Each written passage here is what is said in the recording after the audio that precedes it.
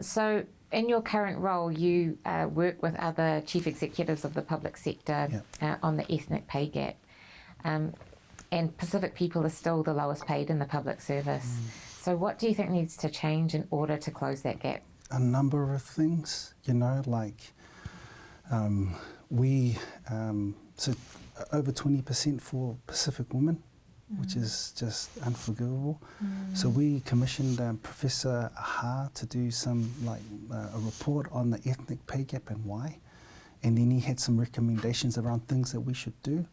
One of the things was underrepresentation. So if we don't see it, then we don't believe it, so that we don't aspire.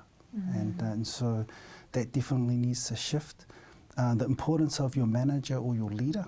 So we need to train managers and leaders to be more cognizant of their Pacific talent, because if they don't do that, then we'll sponsor them through, then it's unlikely that it will happen. So there's a major shift around that. Racism plays a big role, but the term that we use is unconscious bias.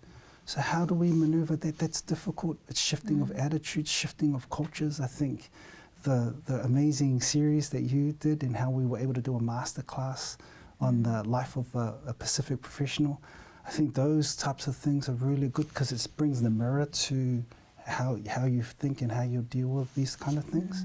There's also, you know, training that we have to do with our Pacific talent, because pay negotiation was also a big part. When we get the first offer, we are happy with that first offer. So there are things, understand the bands that you're in, understand, you know, that and then position hard and know your value. Because if, you know, so those are kind of like some of the things there out of the report. And then from a system perspective, you know, we've been able to push through that in all of the annual reports. We're going to outline the ethnic pay gap and then the gender pay gap. So we're setting targets as a system, so to reduce that down. And so those are kinds of like the system things, but then also the personal things that we have to do. The other thing that we have to do too is that we've looked at the value chain from internships to graduates to middle managers to CEs to governing roles and honours, and then having initiatives in each. So things like the Tuputai and the Tuputoa program for internships, making sure that we get graduates. So there's a pool of 300 that come through, making sure that there's 50 graduate roles available for these people to come through. So a number of things that we have to do, long-term things that we have to do, but it's worth the effort, Yeah. What's the most rewarding part of being the chief executive?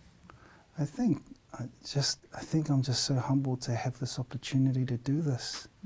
You know, it's really humbling to have the honour of the office.